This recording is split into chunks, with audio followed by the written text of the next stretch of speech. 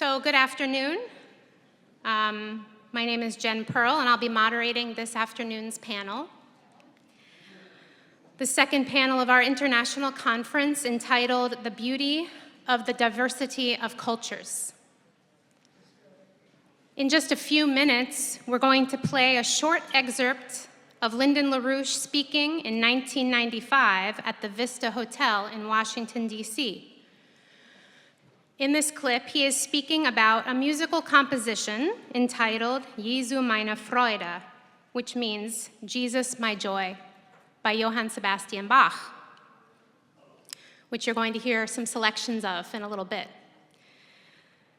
It was in the period of the early 2000s, in the aftermath of 9/11, when Mr. LaRouche built a youth movement of students and young people who were disgusted and angry with the Bush-Cheney launching of wars in Iraq and Afghanistan, which began the period of decades of what we now call the forever wars.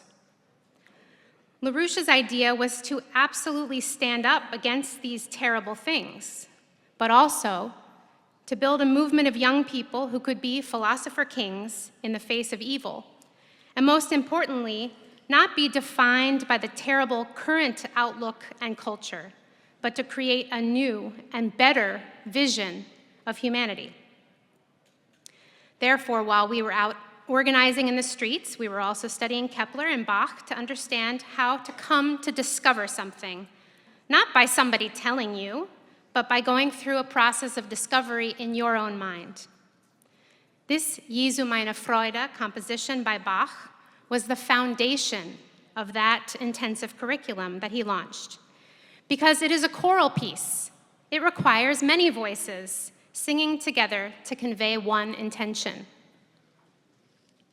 Although many of the political organizers at the time were not trained singers, in fact, many had never sung a note in their lives, we trained many young people to discover their beautiful voices. And very quickly, this complex and beautiful motet became the anthem of our movement, sung in offices, meetings, conferences, and all over the streets of the United States. There was a period early on when I, along with others who moved to Boston to help build our movement there, were beginning our days every single day with a 2-hour choral rehearsal of the Jesu, Meine, Freude. In fact, there were times when we would sing parts of that piece in the middle of Harvard Square with our political table and signs against the wars and for economic development, and people would stop and they would listen. And some would even come on over and jump right into the chorus and sing. The beautiful thing about the Jesu, Meine, Freude, which you will hear excerpts of in a few minutes, is that it is a masterful contrapuntal dialogue between the congregation and St. Paul.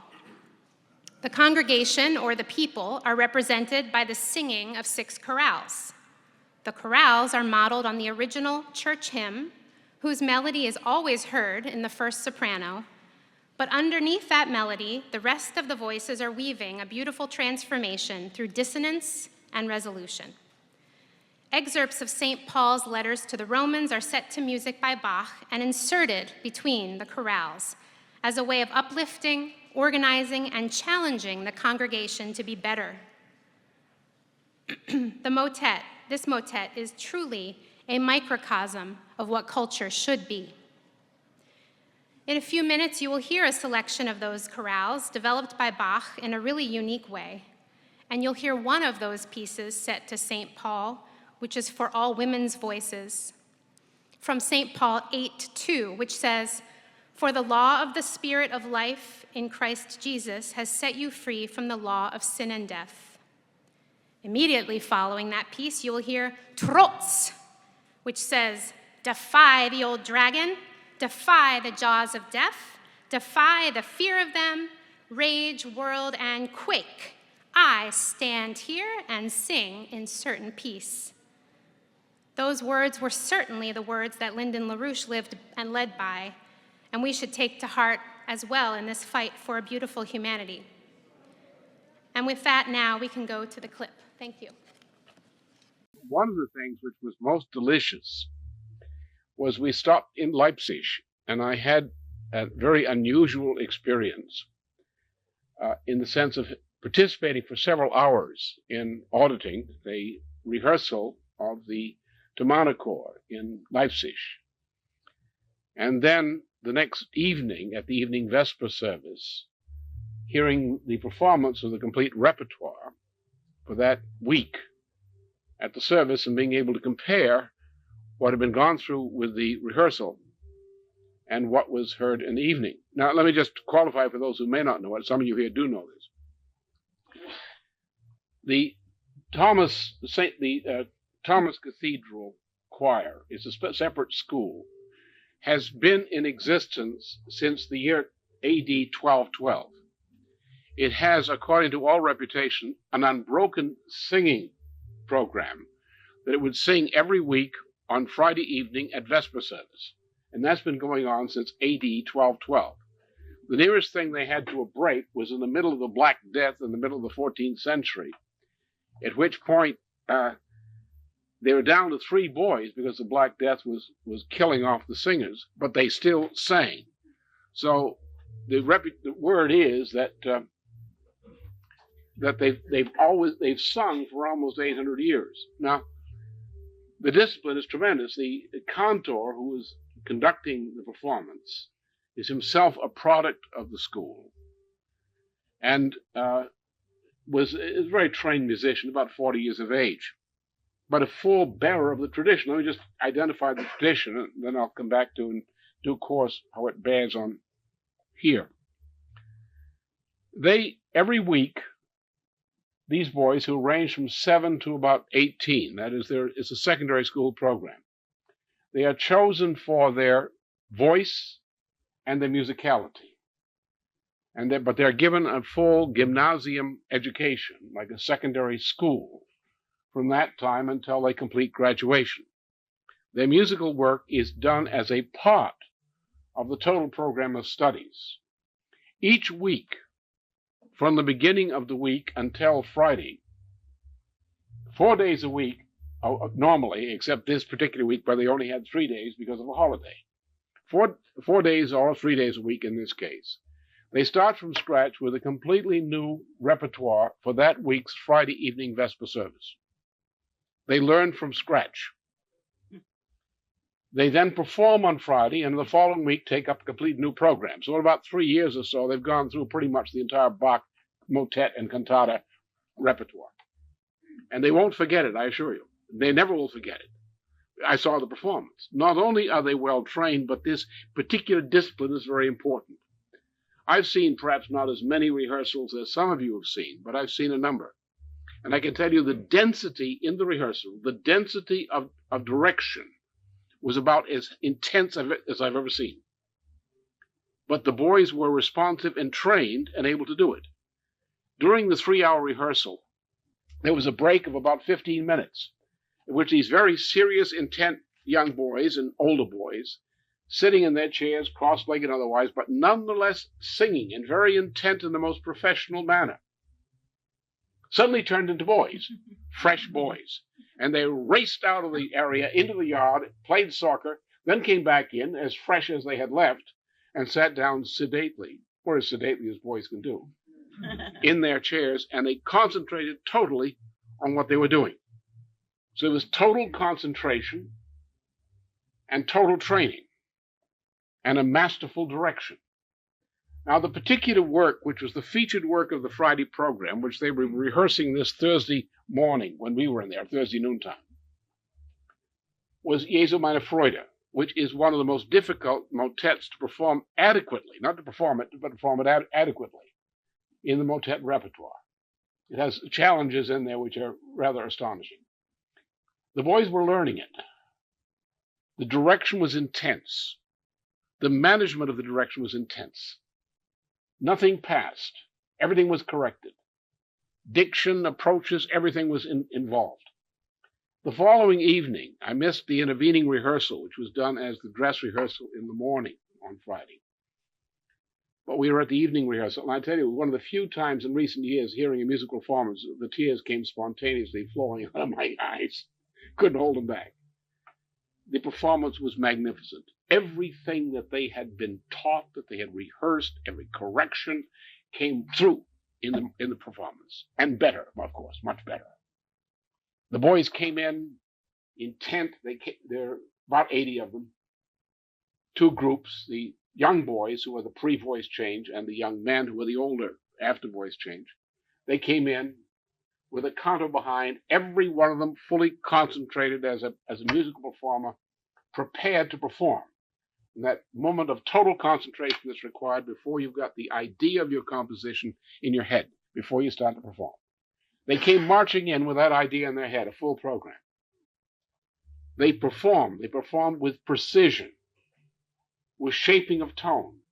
They sang not on the notes, but they sang between the notes. They knew how to do that. They were trained for that. It's the most remarkable performance of Jesu, Meine, Freude I've ever heard. And it was more remarkable because I had experienced the part of the process of its production in the sense of participating in the rehearsal. And therefore, as you know, you have a much keener sense of the composition when you've lived through the rehearsal. And you're sweating as to how it's going to come out in the final, actually, Aufführung, the performance. I'd like to invite the chorus, please, to line up and come up. And as they're coming up, I'm excited to announce our first physical printing of the Leonora.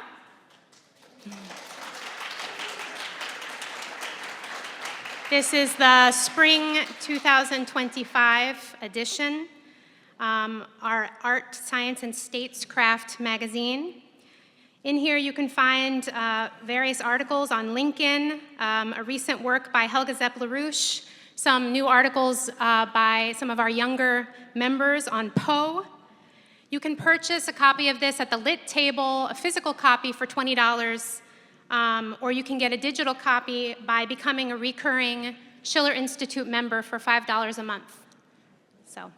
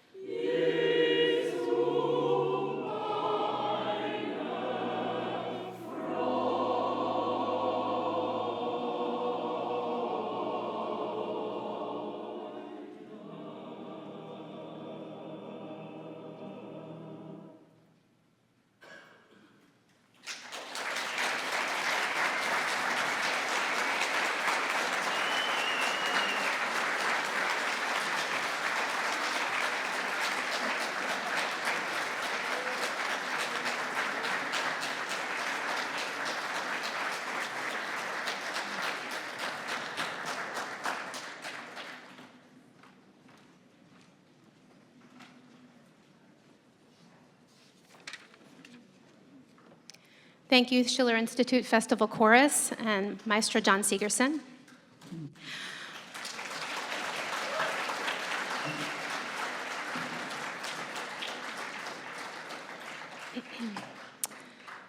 I'd like to remind you, please, to silence your cell phones. We're going to have a lot of musical offerings, this panel. We don't want to disrupt the performers.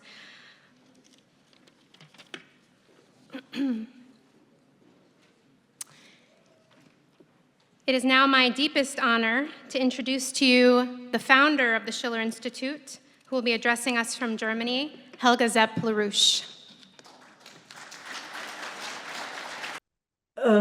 When the Schiller Institute was founded 41 years ago in 1984, it was in a period where we were already once very close to World War III. We had the medium-range missile crisis, the SS-20 and Pershing II crisis in Europe.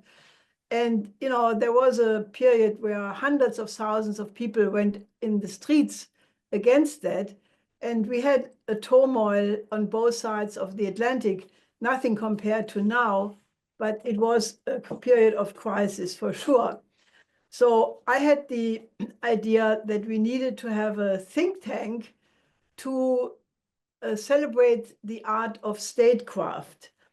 Politics should not be just, you know, running for office every 4 years or 2 years and, you know, trying to get your post, but it should be done by people who have a vision to actually make the state beautiful and functioning well for the people. So statecraft was the main purpose, but that would only be possible if we would fight for a new world economic order, which would give justice to all nations on the planet. And that would only be possible, so I was convinced that if we combine it with a renaissance of all the great traditions of all countries, you know, throughout history. Now, the idea was that we would have such a dialogue to spark some new renaissance. Now, if you look back 41 years later, that goal of the Schiller Institute was actually quite prophetic, because we are now in the early phase of the formation of a new world economic order coming from the global south so far. And, you know, there are some countries who actually do appreciate a lot their own high traditions. However, you know, it is not even, because in the West, we have in the United States and in Europe a tremendous cultural decline, while the Asian countries in particular are reviving their ancient tradition, 5,000 years of beautiful poetry, sculpture, architecture, painting, philosophy, and combining it with a vision for the future. Now, the fact that Asia is doing that and the so-called West is not doing it, in my view, has a lot to do with the reason why we have right now a situation where no longer the West is leading, but Asia has become the locomotive of the world economy.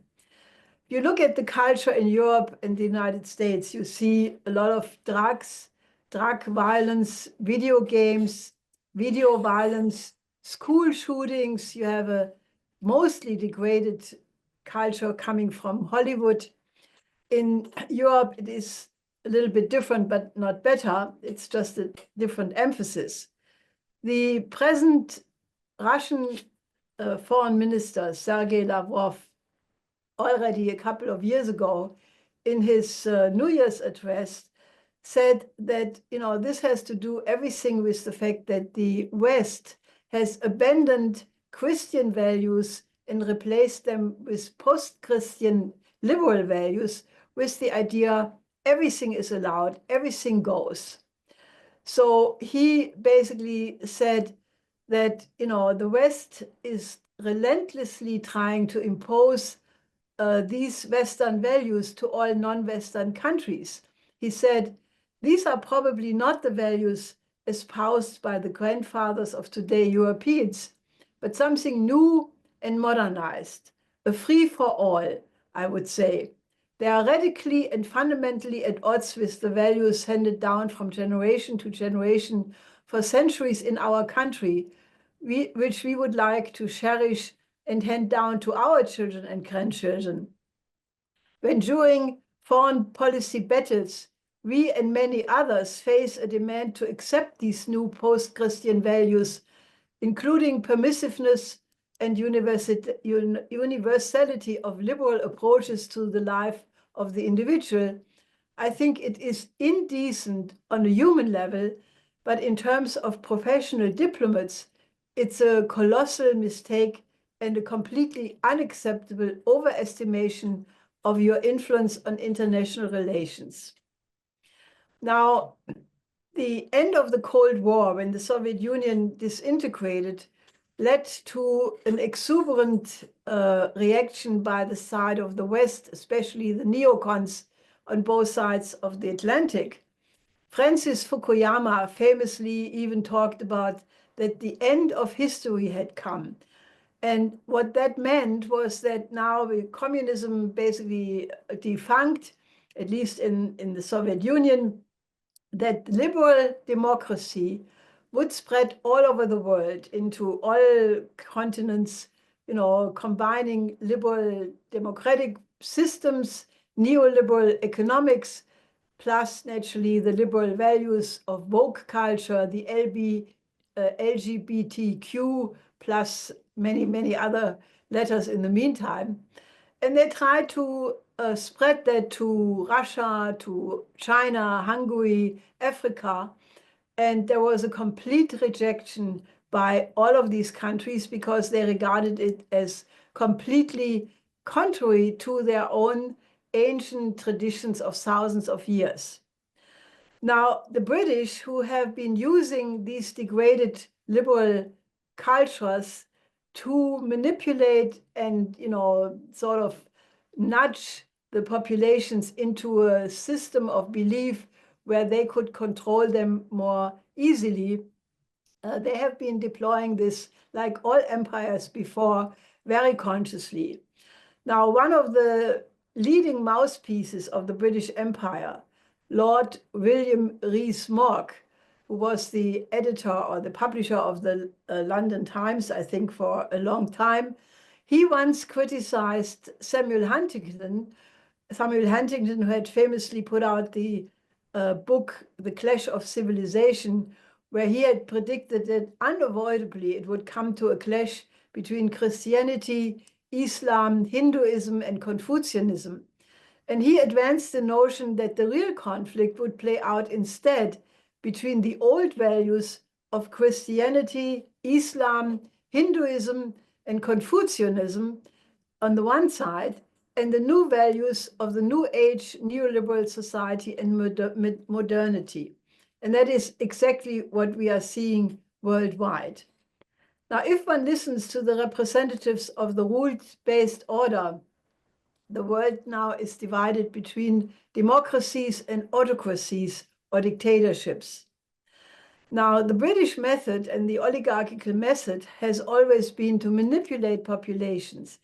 When some years ago, they put out a movie called The Gladiator, which was, a play of some gladiator in the Roman Empire, the British press had articles asserting that, you need such low-level culture or counterculture, which appeals to the lowest instincts of the people, because you need that to manipulate the masses, because only when they have the lowest instincts, the lowest feelings, the lowest, the greatest, wishes and desires, that you can control them. Now, that has been done by all empires, by Rome, who had the circus, where the lions could eat Christians, or the gladiators would fight against each other. And the viewers, the audience, was pulled into the game by being asked by the emperor of either pulling the thumb up or thumb down, which would give life to the gladiator, or the gladiator would die. And in that way, entangling the population, the audience, into the sadistic kind of manipulation of the emotions. And this is exactly what pop music is doing today. If you listen carefully to the texts and also the appropriate appealing to the sensory apparatus of Madonna or Black Gothic or certain other pop musics, you can actually demonstrate that it is satanic. Now, in Western civilization, there were basically two models of the state. And this difference has been best described by Schiller's writings about the legislation of Lykurg and Solon, where Sparta, the state of Lykurg, is the oligarchical model, where everything is done for the state and to please a privileged elite, and there are helots, slaves who can be killed periodically whenever they get too many. And on the other side, the republican model of Solon and the city of Athens as the state model where the aim is the progression and the perfection of the people. Now, this oligarchical model over the centuries and millennia has been described by Lyndon LaRouche like a slime mold. It changes the color, it changes the outlook, but it remains essentially the same. So there is a striking similarity among thinkers, who are from the positive side. What does it require to uplift the population? And if you look at some of the best thinkers, poets, and artists in all cultures, even if they come from completely diverse cultural circles, they nonetheless come to the same insights about the nature of man and the purpose of its existence. The most auspicious example of this concordance is that of the philosophical and aesthetical principle of Confucius, whose influence has impacted many parts of Asia well beyond China for the last 2,500 years, with those of the German poet of freedom, Friedrich Schiller. Both dedicated their lives to work on the ennoblement of man, and an important similarity of this idea that all art has only one goal, namely to improve the population, to ennoble the population and have the population develop in a harmonious way all of their talents. Such thinkers were Mencius, Nikolaus of Cusa, Gottfried Leibniz, Wilhelm von Humboldt, to name just a few. Common to all of these great minds was the tireless struggle with the question on how life together among human beings can be shaped such that the inherent creative capability within them can unfold in the best way and be brought into a concordance with the world order such that the natural law's right to happiness can be attained by the entire society. Both Confucius and Schiller have an ideal of man where they both say, that no matter where you start, you can reach this idealistic conception of a perfected man through aesthetic education, through great classical art, because great classical art appeals to a sense of beauty, because it appeals both to reason and the senses. Schiller says that you start with a notion of beauty, which is not coming from experience, but it is created by reason. And then if you find a correspondence in real life, that confirms the idea of beauty you had, but it also appeals to the senses. And by being beautiful, it ennobles the senses continuously until these emotions are on the same level of reason. In the prologue to the drama Bridge of Messina, Schiller says that great art evokes a power in the soul that remains, even if you leave the theater or the concert hall. That power of the great art resonates for days and more to follow. unfortunately, that same effect also happens when you expose yourself to ugly theater, movies, music, and the like.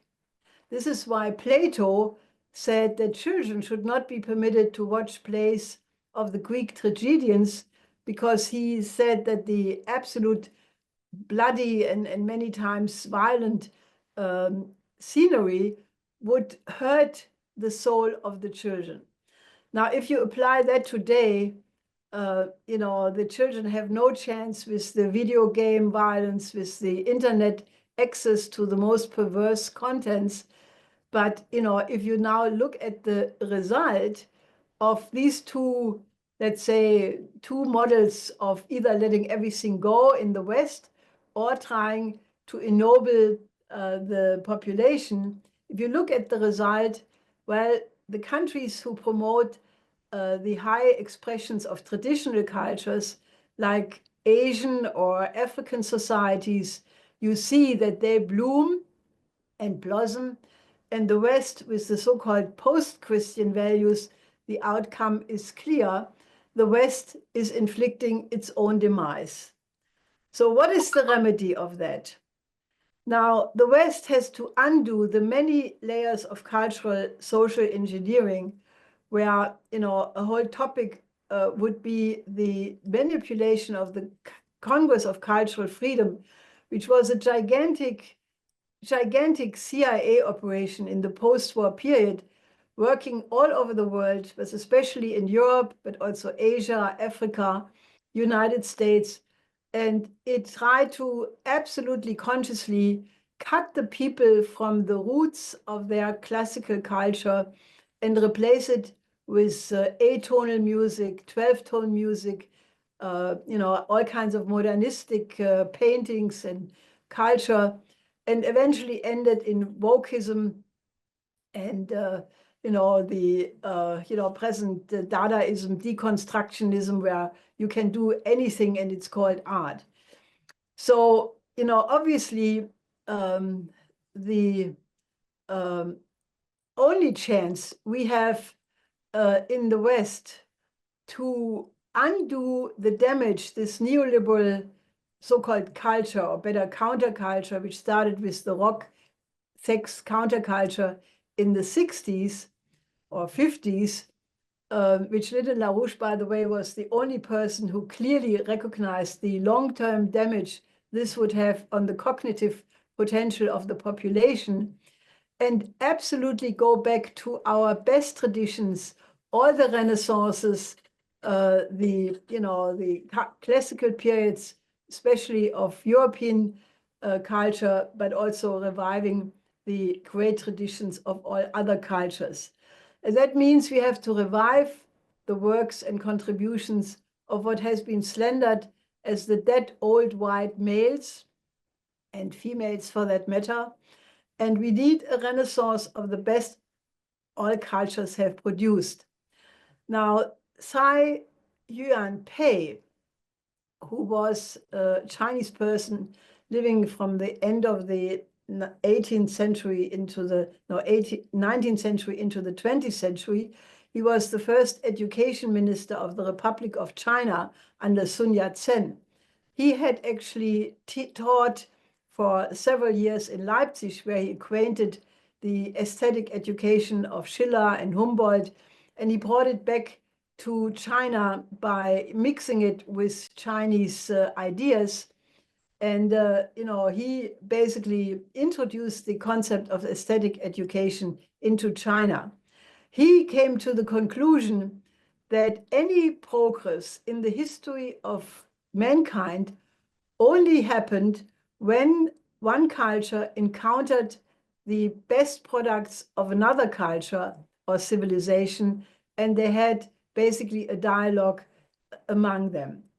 And this is why I think we absolutely, if we want to get the West out of this present dark age in which we find ourselves in, we absolutely need the dialogue of cultures, and we can only save ourselves through a dialogue with the global majority.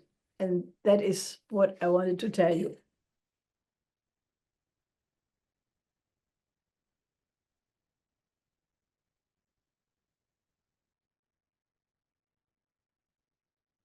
I would like to welcome to the podium mezzo-soprano, formerly with the New York Metropolitan Opera, Elvira Green.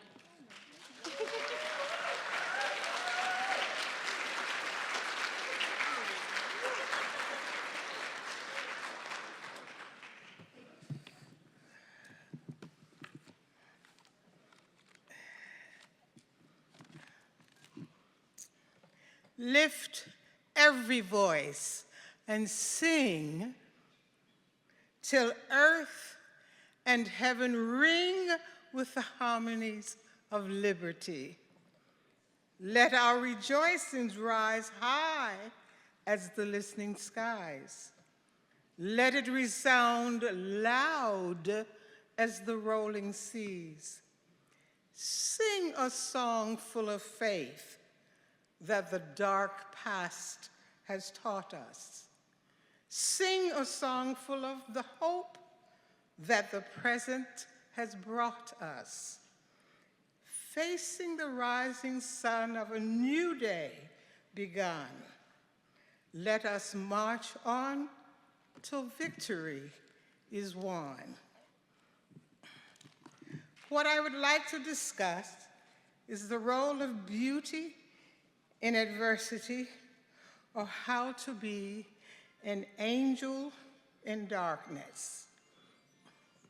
In my capacity as the artistic/music director, I have worked in the last 29 years with children and young people in opera camps, summer schools, and on the performances of scenes from plays as well. They have to work on all phases of that process, from making the costumes to memorizing and, of course, performing their roles. There are lessons that can last a lifetime that are learned in the course of a summer or a semester in preparing and performing the great works of art. I like to think of Mozart's last opera, The Magic Flute, as a love letter to children, to the genius of children that Mozart himself so exemplified. In The Magic Flute, toward the end, the hero and heroine, Tamino and Pamina, use the magic flute, the power of music, to walk through fire and ice. One thinks of that as the ice of white-hot hatred, and the fire of white-hot hatred, and the ice of frozen indifference. Art, especially music, is able to dispel both of these negative influences when the heart and the mind of the artist are at one, and in the service of a higher power than self. Artists should, as Paul Robeson did, aspire to be the conscious of their place and time. President John F. Kennedy once said, "If sometimes our great artists have been the most critical of our society, it is because their sensitivity and their concern for justice, which must motivate any true artist, makes him aware that our nation falls short of its highest potential." I see little of more importance to the future of our country and our civilization than full recognition of the place of the artist. But art goes way beyond national boundaries, as President Kennedy well knew. In dedicating what would later become to call the Kennedy Center, he said, "Oculus and Plato are remembered today, long after the triumphs of imperial Athens are gone. Dante outlived the ambitions of 13th century Florence. Goethe stands serenely above the politics of Germany.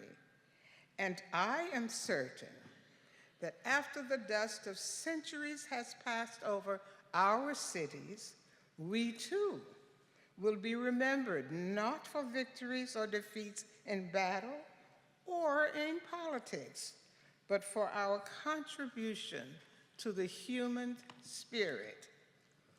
These are the times when words like that matter most.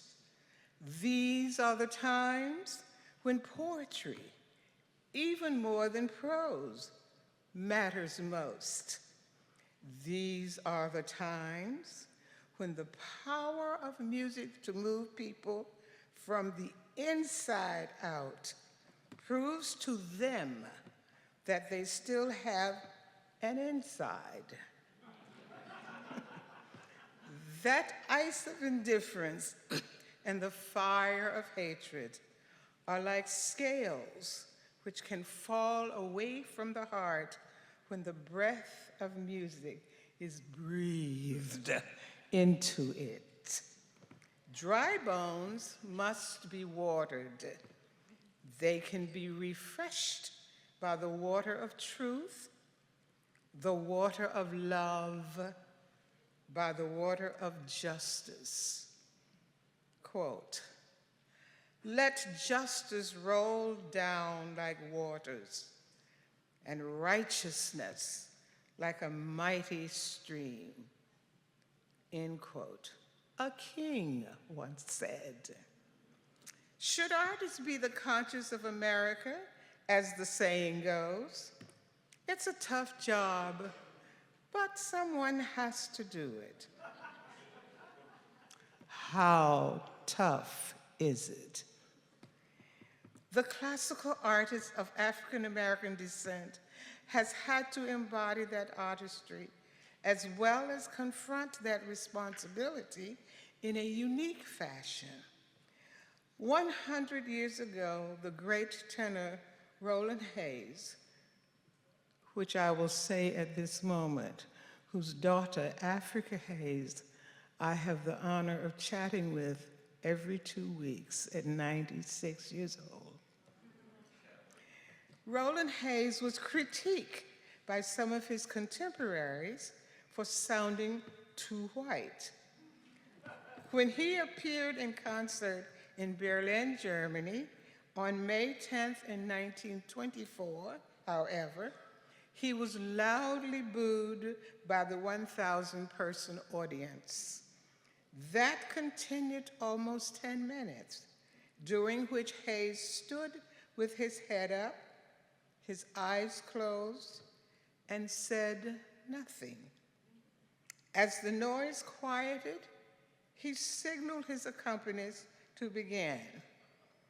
As Hayes began to sing Franz Schubert, Du bist die Ruhe, the audience fell silent. When he concluded, they remained silent. One person applauded, then others. Cheers began, and then men began pounding their walking sticks. How did Hayes keep his composure? He prayed, "God, please blot out Roland Hayes so that the people will only see thee." Some people think music has a color. Does justice have a color? Does truth? Some people seem to think they do. Let's think. We speak of the weight of justice, but how much does justice actually weigh? We speak of the force of truth. How many pounds per square inch of force does truth exert? Ideas can move the soul and thereby move the world, even though they do not have physical power in the way that people think. Our words can become flesh, and our songs can become laws. The Sermon on the Mount says, "Blessed are the peacemakers." But how can peace be made when nations and their people find themselves once again gripped by consciousness through the song of beautiful art? Only then will a durable peace occur. The artist must strive to free the nations from the fires of hatred and the ice of indifference. Through song, through drama, through poetry, which carries the force of law through the power of beauty, and which compels the soul to once again see itself and to once again hear its own voice. Blessed are the artists who can, as they once did long ago, become the lawmakers. And contrary to modern practice, artists, while always present, must strive to be invisible so that the people can see the higher power in themselves and can hear not the artists, but their own voices singing. If we can do that, we will have shown them that they have the power to change things as they are. We will have shown them that they are capable of fulfilling the promise of their higher, better selves. On my journey now, Mount Zion, my journey now, Mount Zion. Well, I couldn't be nowhere, Mount Zion, but my journey now, Mount Zion. One day, I was walking along.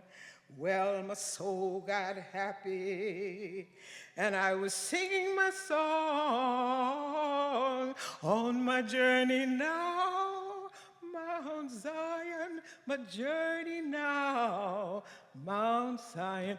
Well, I wouldn't take nothing, Mount Zion, for my journey now, Mount Zion. Thank you.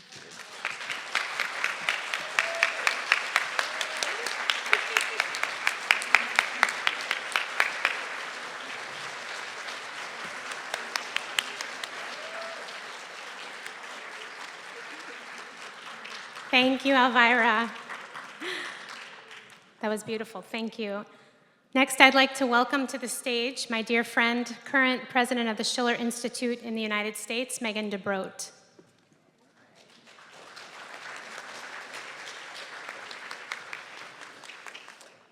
Humanity needs a new golden renaissance.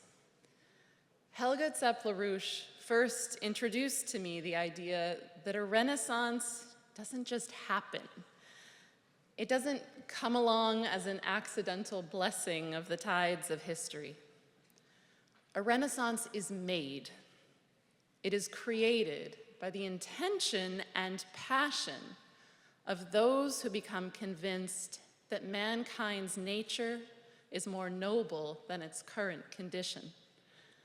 They strive to find the very best in their history, in their nation's art, music, poetry, drama, philosophy, and insist that those things be brought forth as the foundation, the catalyst of a new culture.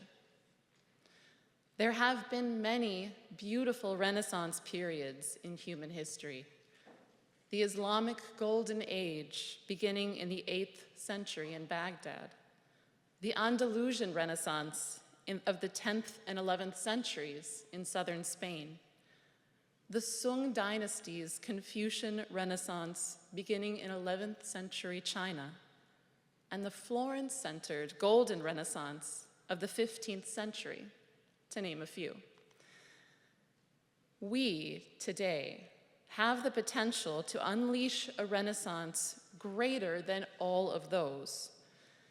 In those periods, while one part of the world flourished under a beautiful culture, many other parts suffered under a dark age. Today, for the first time, we have the possibility for a flourishing of classical culture across the entire globe, involving all of humanity simultaneously. So what I'd like to take up is what we ought to mean by classical. Classical does not denote a time period, a particular geographic area, or something that is old. The term classical, properly used, refers to a principle of the human mind, the power of creative reason by which we are able to make discoveries of principles of our universe and to communicate them to others. Classical culture refers to those works of art that strive to access, develop, and enrich this capability of the human soul. Lyndon LaRouche wrote in his 1992 paper, The Classical Idea, Natural and Artistic Beauty, the purpose of art is to celebrate and strengthen the noblest state of mind which the individual person can achieve, and to aid thus in making us better people. It is a contribution best and most naturally celebrated in the manner agape prescribes, by an intensification of that anti-erotic quality of emotion we associate with childlike tears of joy. The most precious gift we may receive is the means to bring forth the force of agape to rule our minds and guide our actions at will. Artistic beauty is a lever by means of which we are enabled to do just that. That is the purpose of art in general, and music in particular, according to the classical idea. That is, I might imagine, a different idea, not just of classical, but also of the role and purpose of art than you may be accustomed to. It's certainly the opposite of everything, or almost everything, happening out there under the assumed name of art nowadays. What was expressed by LaRouche is a universal idea because it refers to a universal quality of the human mind, the human soul, that distinguishes all of us from mere animals. So let's delve into that a little bit more. What is this noblest state of mind that Lyndon LaRouche referred to? What is unique about human thinking as opposed to animal thinking? As human beings, we lead a paradoxical existence. On the one hand, we walk around in animal bodies, which, as far as bodies go, aren't particularly special compared to much of the natural world. Our bodies experience all kinds of things via the faculties of our senses. We observe phenomena. We notice patterns of some things. Some of them we'd like to avoid in the future. Others we might like to pursue. We might notice the fact that each day the sun rises. It passes overhead and it sets on the other side of the horizon. If we're more astute, we might also notice the spot in which it rises isn't exactly the same day to day. It changes over the course of the year. We might notice other things in the sky, like certain stars that don't stay in fixed constellations, but seem to move about freely, sometimes taking paths against the backdrop of the other stars that look like loop-de-loops. These rogue stars earned the name planet or wanderer by the ancient Greeks. All of these and other observed phenomena, and the patterns they make are available to our senses and to the brain. The other part of our existence involves the human mind, something different than the brain. The mind is able to generate from itself, not from experience, but from its own notions of fitness, goodness, beauty, and efficiency, an idea of cause. What is the efficient cause behind an observed phenomenon?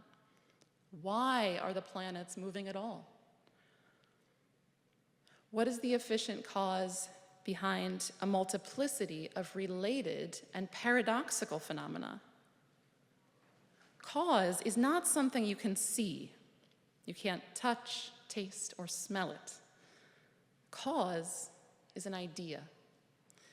It's the answer to the question, why did God create it this way and not otherwise? Cause has no color or shape, no particular physical attributes, and yet each cause has a very specific and knowable character, a mode of action, which, though it was first generated as an idea within one specific human mind, is potentially communicable to and knowable by all other human minds. Thus, universal and true ideas of cause, of principle, are created by the incredible faculty we call the human mind. What I've just described, at least in very broad strokes, is the basis of science and of all improvement of the human condition over millennia. Now, how does this relate to art? Great poetry, take in the English language the works of Shelley, Shakespeare, Poe, Dunbar, for example. Great poetry says something so precise that it could not have been said in literal speech. In a great poem, the subject matter is not and could not be represented in any of the literal statements or images of the poem. It cannot be given a name which is simpler than the poem in its entirety. To say, the subject of this poem is immortality, or the subject is the pain of loss, or the joy of discovery, is as meaningless and about as unfunny and unsuccessful as delivering the punchline of a joke without the setup. The subject matter of poetry is the unutterable idea that lies between the words and only comes into being as a thought, recreated within the mental processes of another mind in the silent space at the conclusion of the poem. The beauty of a classical poem is the realization that the poet was able to induce in you a precise thought, his or her precise thought, which you generated as your thought. And so, with great art, we are confronted face to face with the universality of the human mind and of creativity as a universal phenomenon. And that carries with it an emotion of love, of agape, the recognition of yourself in the other, and of the true and the good in both of you. Ideas which are worthy of embodiment in great poetry are, by their nature, more noble than those mundane thoughts and emotions which predominate day-to-day life. They lift us for a period of time toward the ideal. What can be said of poetry can be said 100-fold of great music. Classical music is that which takes the natural beauty of the developed singing voice and its imitators in musical instruments, and the medium of the well-tempered system to embody in the medium of sound through the use of polyphony, counterpoint, irony, and freedom from the linear experience of time, the unfolding of a single idea, a universal thought which governs each moment of the performance over the course of a few minutes, sometimes many minutes, sometimes more than an hour. The great conductor Wilhelm Furtwängler addresses this in a writing on J.S. Bach. In Bach's music, we find concentration on the moment in time, united with the unheard expanse. The immediate realization of the part paired with the truly sovereign overall vision of the whole. With its ever-conscious feeling for the near and the far at the same time, with its unconstrained fulfillment of the here and now, joined with an ever-present subconscious feeling for the structure, the current of the whole. Bach's music is a greater example of biological certainty of purpose and natural power than we will find anywhere else in music. Bach, the creator of these choruses and these fugues, seems to be not a human being, but the spirit that rules the world, the very architect of the universe. In classical music, we are thus invited to participate in a distilled and concentrated expression of universal creativity. It is thus that great classical art subsumes scientific discovery and provides the most powerful basis available to us for a dialogue of civilizations. Lyndon LaRouche wrote of this power of classical culture, saying, "In all respects, the leading role of human creativity, including physical scientific creativity, is located not in mathematics, but in the dynamic role of that power of creative artistic imagination of classical music, poetry, drama, and comparable expression of the classical visual arts. It is this subjective element in human nature which is the locus of true creativity, in physical science and otherwise, and thus of the absolute superiority of man over beast. This is the ultimate secret of success in economy. This is the indispensable function of classical artistic culture. That is the standard that we must insist on today for our culture, each of us, in whatever country we may reside, in whatever language we speak. We must look back, reach back to the best and most beautiful things that our respective cultures have produced and make them the center of our daily lives, of our children's lives, and of our social lives. Gottfried Leibniz wrote that each monad, each simple substance, each soul, is a living mirror, a mirror endowed with internal action, which represents the whole universe from its own point of view and is as ordered as the universe itself. We can consider cultures in this way as well. Because classical art, no matter if it's Chinese, American, German, Persian, or from whatever place, embodies that which is human in us. It is universal. And yet different cultures reflect those universal ideas in unique ways. This lends an incredible richness to the human culture that greatly increases the power of our insight into universal ideas and the role of creativity in our developing universe. Imagine a child growing up in the environment of a beautiful classical culture in dialogue with other beautiful classical cultures from many different countries around the world. What a richness of thought, of emotion, and of mind is available to that young person.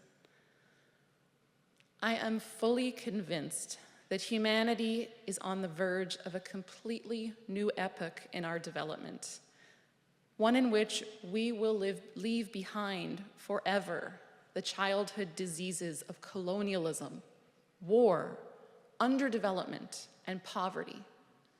These terrible things will cease to be phenomena among human beings, relegated forever to a past era in our development, and something that children will learn of only as matters of history. This is not wishful thinking. It is a lawful part of the natural development of our Earth and our universe, as we are the creative species, the only species we know of which is capable of furthering the self-development of the universe as a willful act. Let us bring about a new classical human culture, a new global golden renaissance to enable that era to bloom.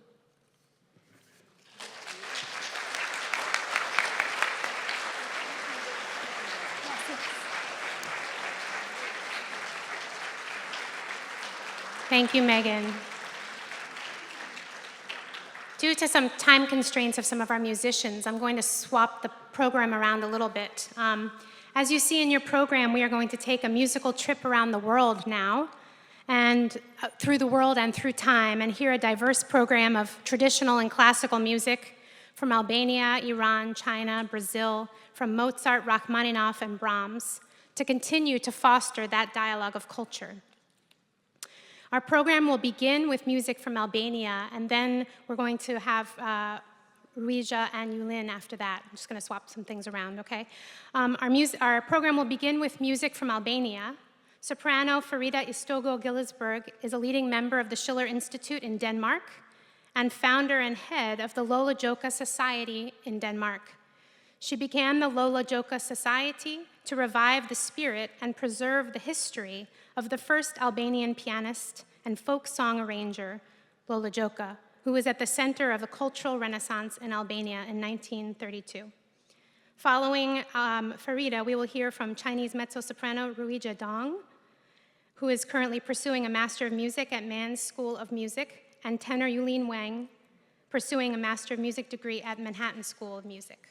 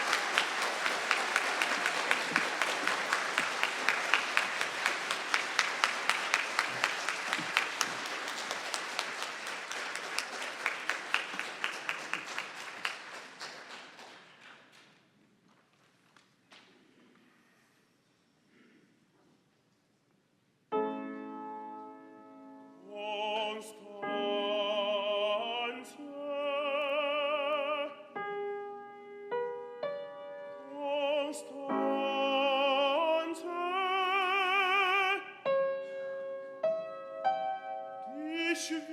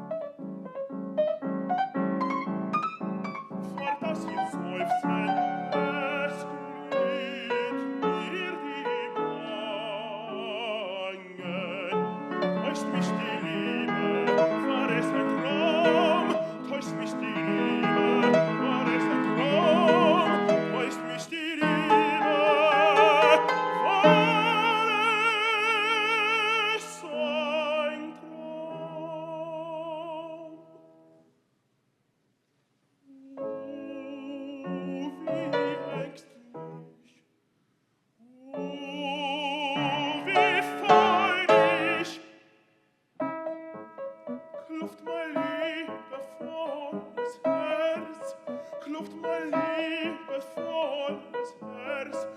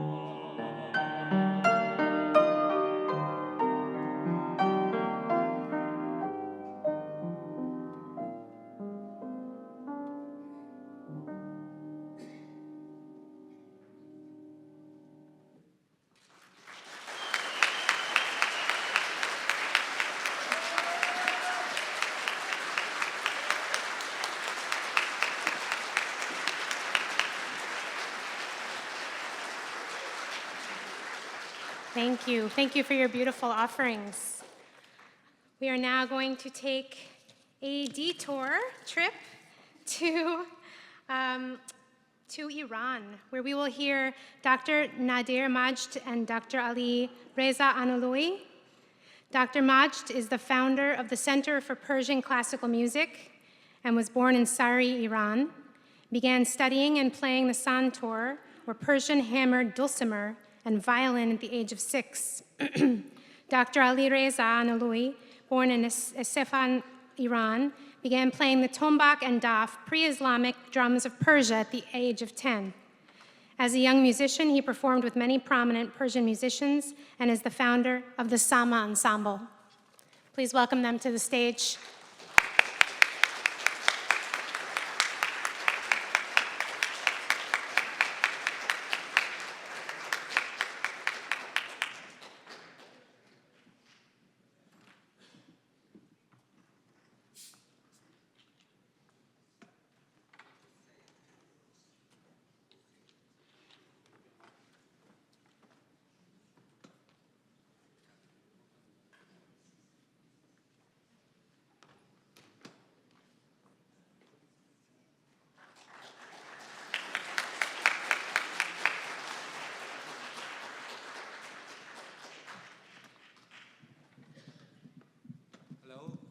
Can you hear me? Yeah, okay, good. Good evening. I just want to say a few words. We're competing with Mozart, so I wanted to talk about the framework of this song we're playing.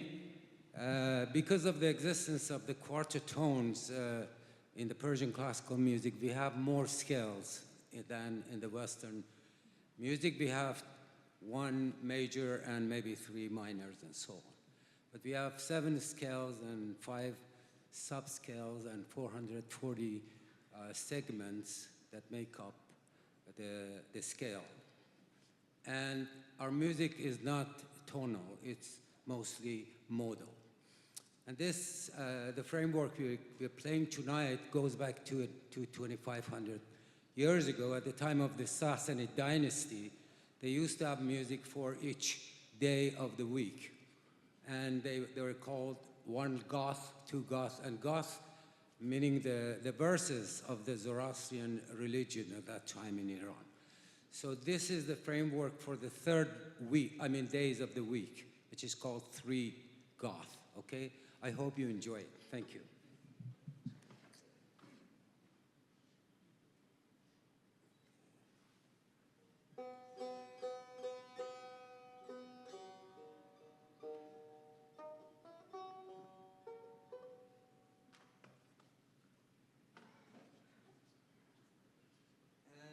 this instrument is called the tar, T-A-R, means the string, and it's the mother of guitar.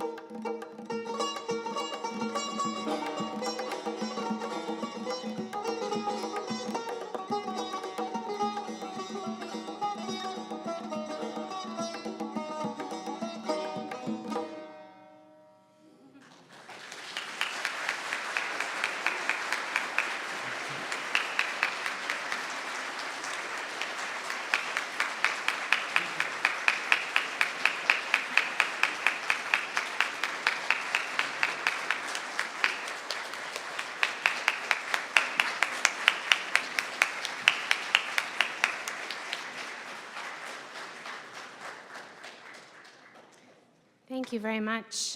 I would like to now welcome tenor Everett Suttle, internationally known opera singer and founding member tenor of the Schiller Institute NYC Chorus.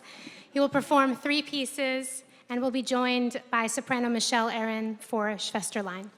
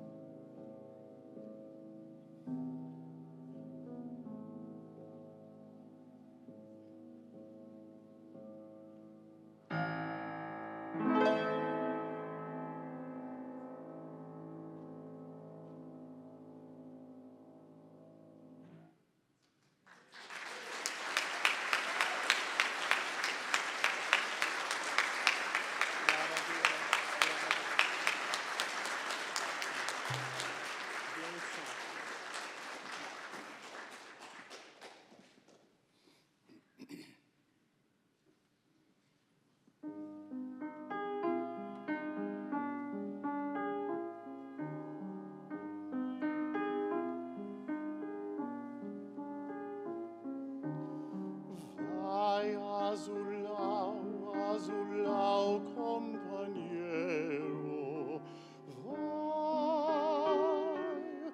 vai verminha ingrata, diz que sem eia o sertão não se mais sertão.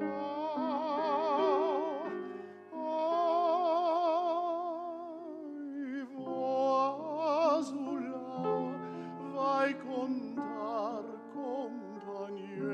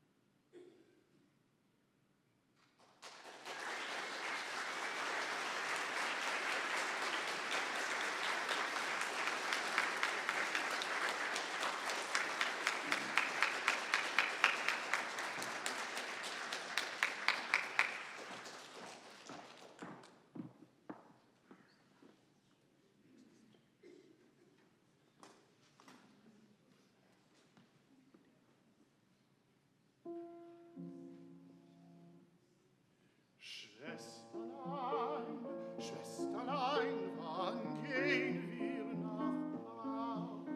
Morgen, wenn die Hähnen krähen, wollen wir nach Haus zu gehen. Brüderlein, Brüderlein, dann gehen wir nach Haus.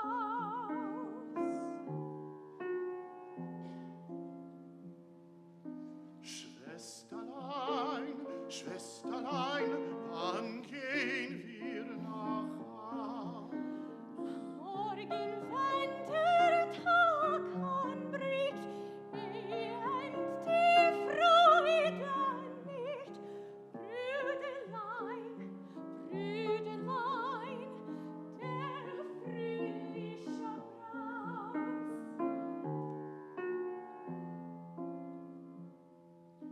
Schwesterlein,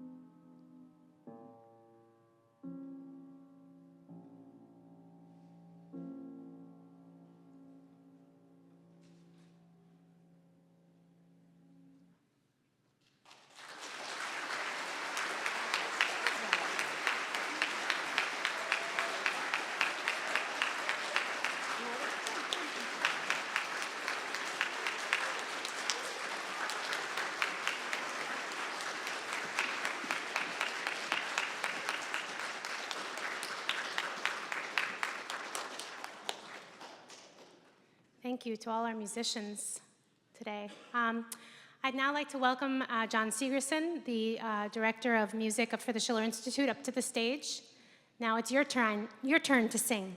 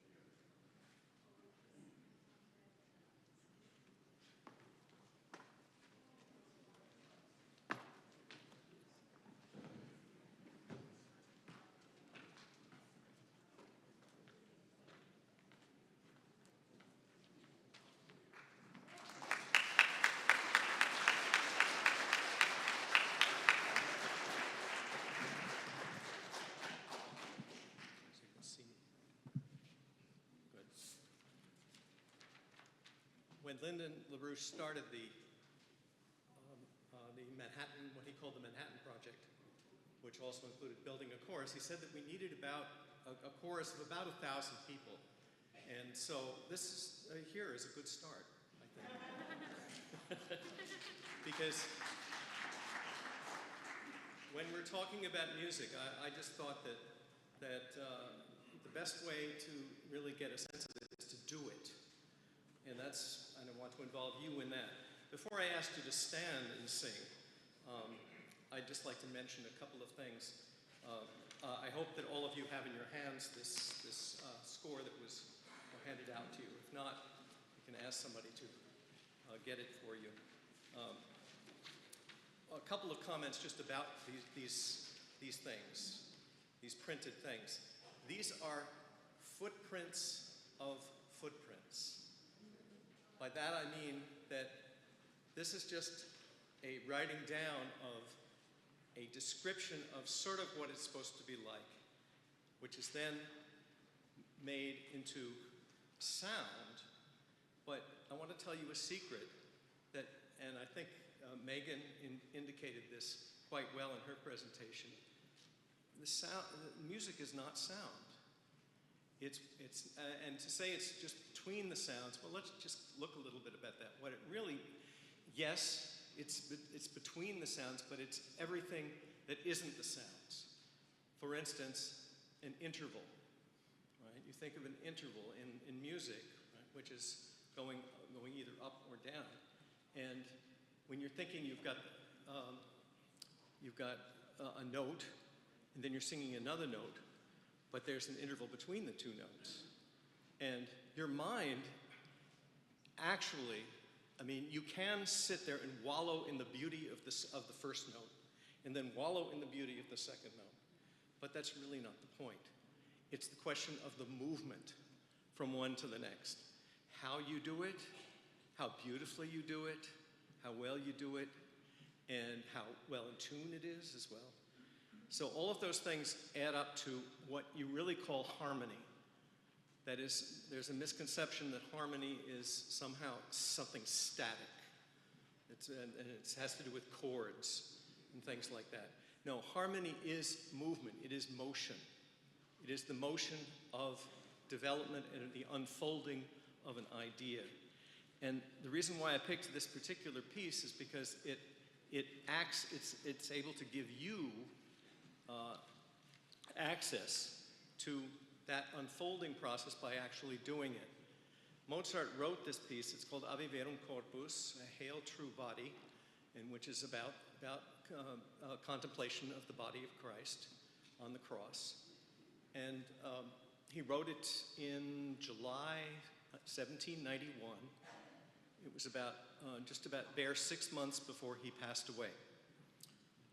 And it's one of, and he wrote it during the time, by the way, that he was working on the magic flute that Elvira was talking about earlier on. And he took a couple of days out of time because he wrote it for a friend of his who had a local church, very beautiful small church, with probably a small chorus. And he wrote this in an extremely concentrated fashion, so that it's very short, but it has it has everything in it that really opens up an idea of a higher purpose for musical composition. So if you take a look at it, I want to point out before, and again, while you're seated, can I have an A? Yeah, right. Just look here.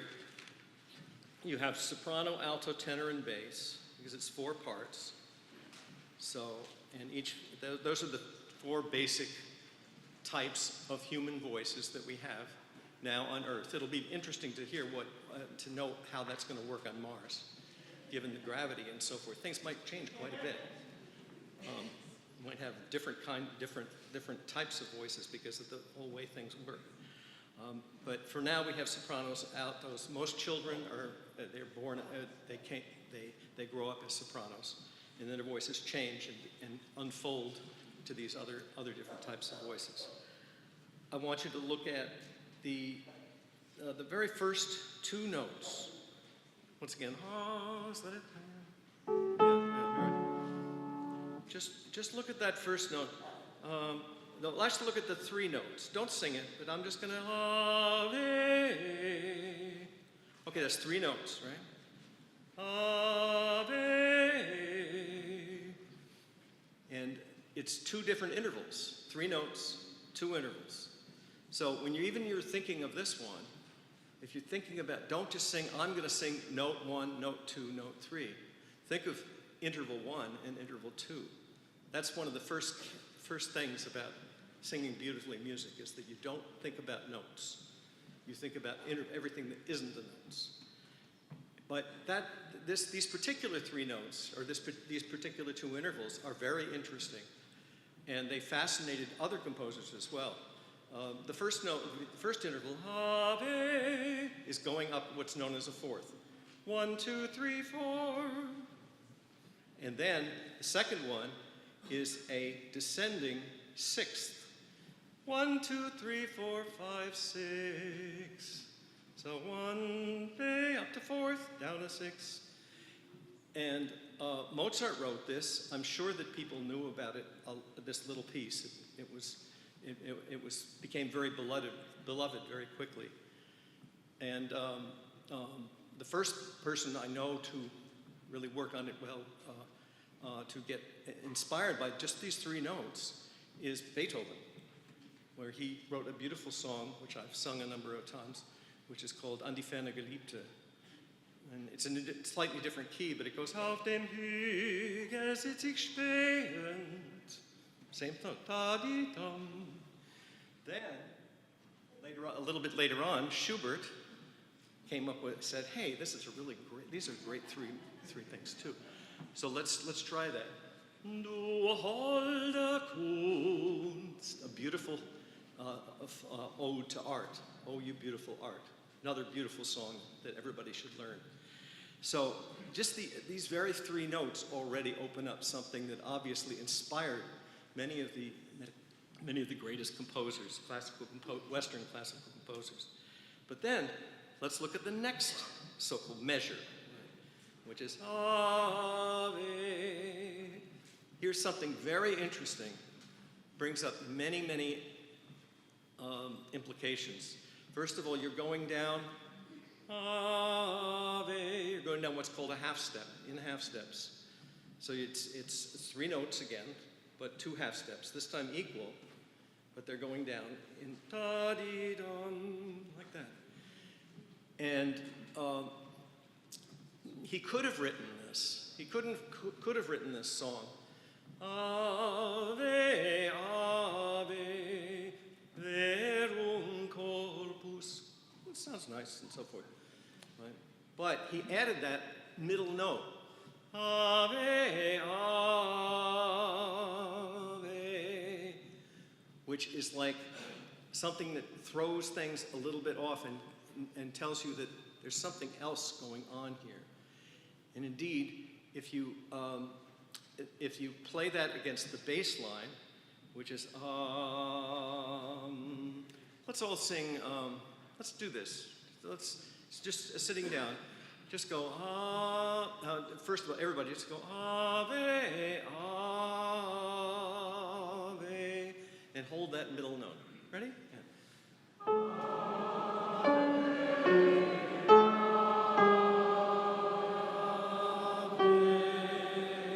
Now, all the men, I want you to sing, Ave, Ave.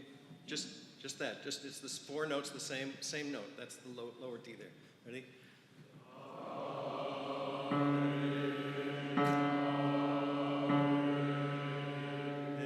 Okay, now I want you to do this. The basses do that, and keep holding that note, and then the ladies, Ave, ah, and hold that note. And as the basses are holding the ah, let's try that. Ready? Yeah.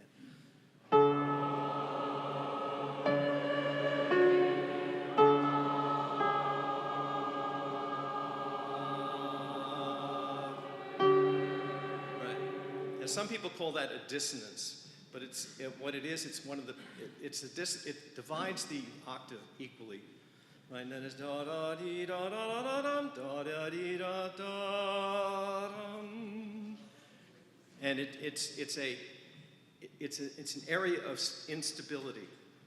And it used to be known, that interval, dum, in the Middle Ages, where everybody wanted to have everything static and unchanging, and even in music they didn't want anything to change, and that particular interval was very disruptive, and they called it the devil's interval for that reason. They said, we can't have this, forget it.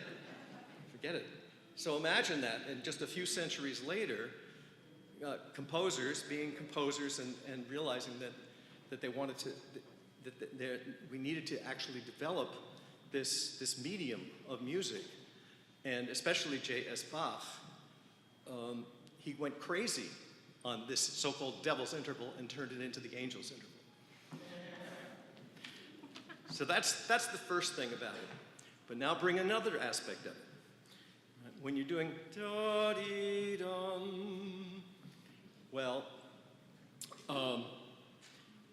okay, the first 2 notes. Go back to the first note. Dum, dum. Right on that.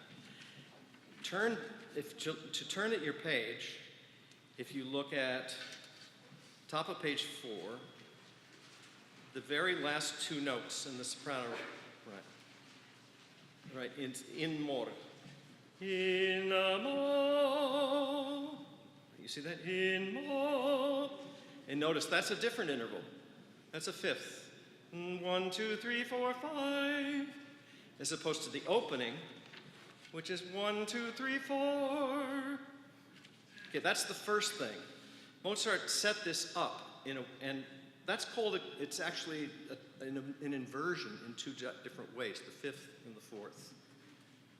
Any good thinker and any composer who thinks about this thinks in terms of inverting things. In this case, you can say that the 4th and the 5th complete the octave, right?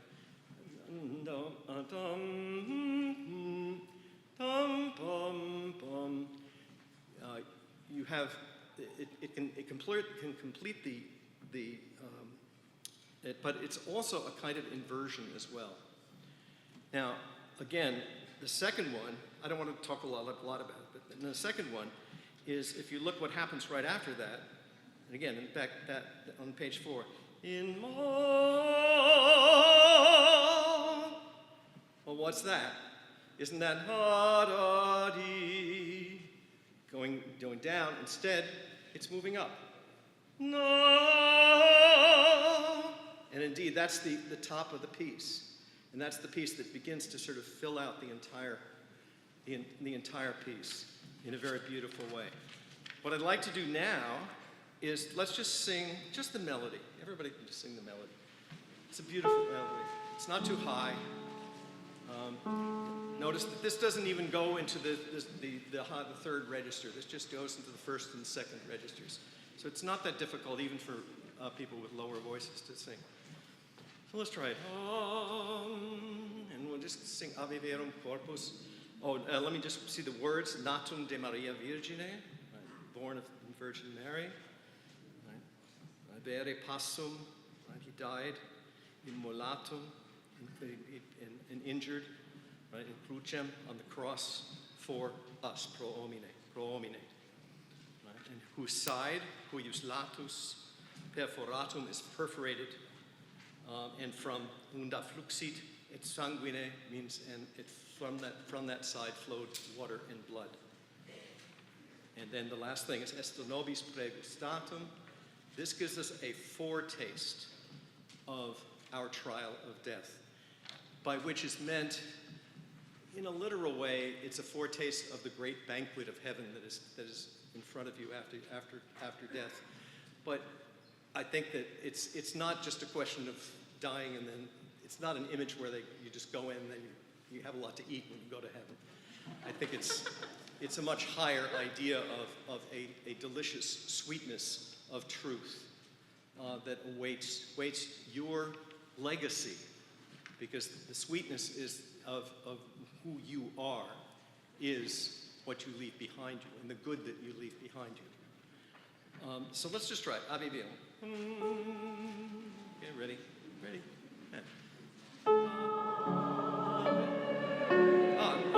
Let's stand. Let's stand. It's so much nicer to stand and sing, if you can. If you have trouble standing, then stay down. You know, don't want to force anybody. It's always better. Okay? Ready? And.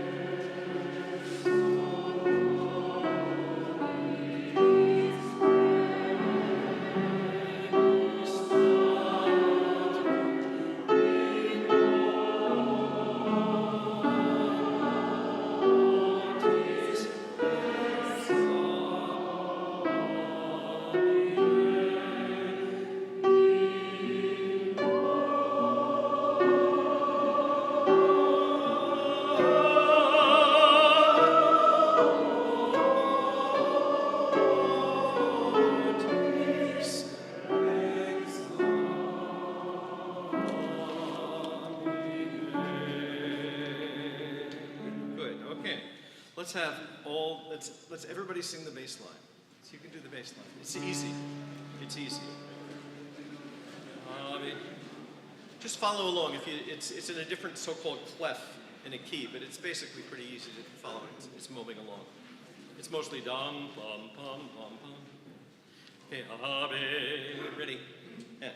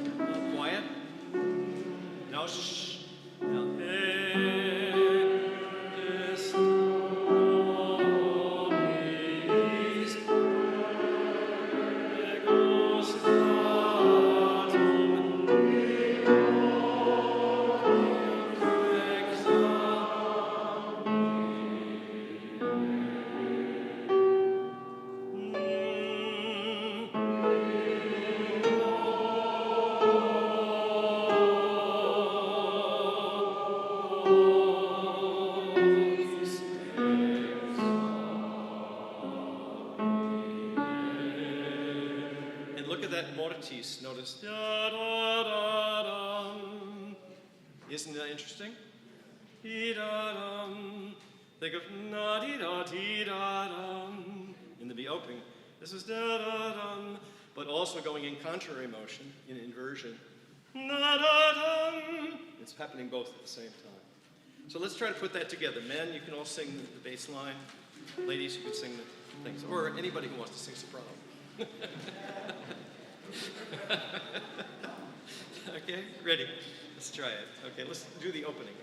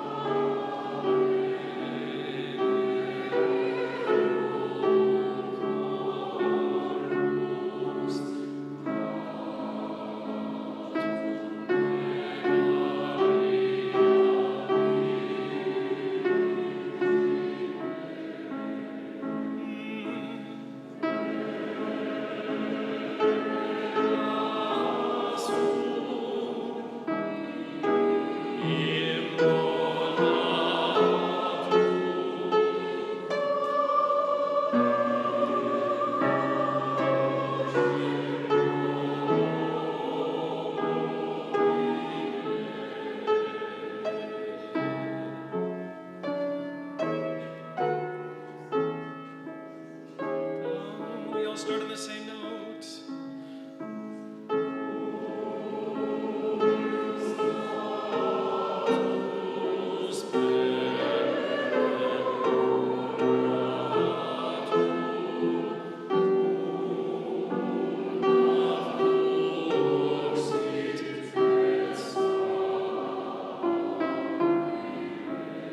And the ladies come in first.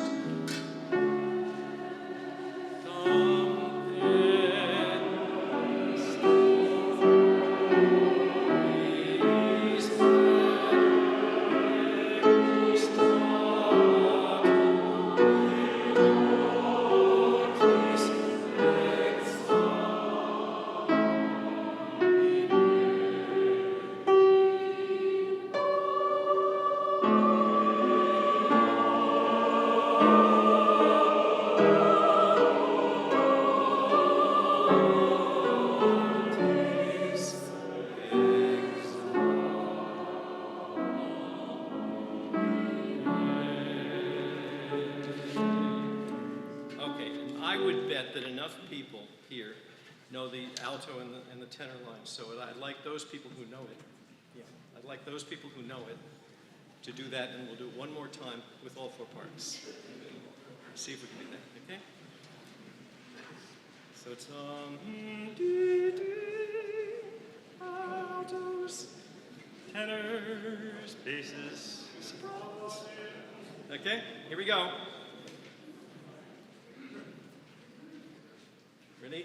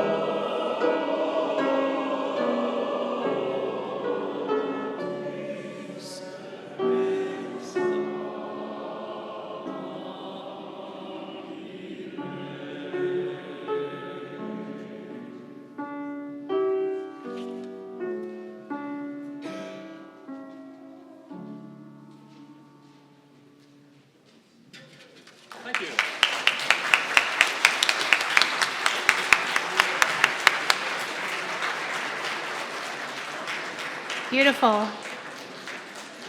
I know we're coming up on time here. I know if we still have Helga on the line, I'd like to see if Helga has a few remarks on the panel today.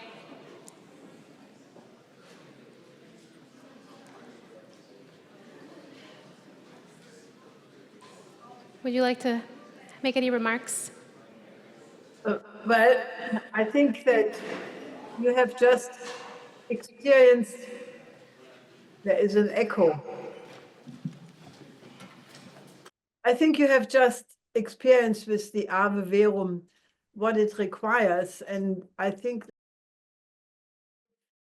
this formerly great civilization of ours, the European civilization of which the United States is a part, then we have to evoke that exactly in the minds and the souls of the people. And, you know, I think if we all put our minds to it, I think we can catalyze a Renaissance movement. I think we can reach out to all the beautiful artists like Elvira. It was so good to hear and see you again. And, you know, that we can maybe gather around like we used to have many years ago when we were working with, you know, many of the great musicians of the United States. I think we can make an effort to revive that. And if we combine it with a dialogue of cultures like we have seen it today with music from China, from Persia and Albania and so forth, I think we can absolutely do it because there are so many people who are very distraught about the present level of cultures, teachers, parents, people who have to work with an increasing number of juvenile delinquents. And I think we should make a commitment going out of this session to do exactly that. So that's really what I would like to conclude this session with.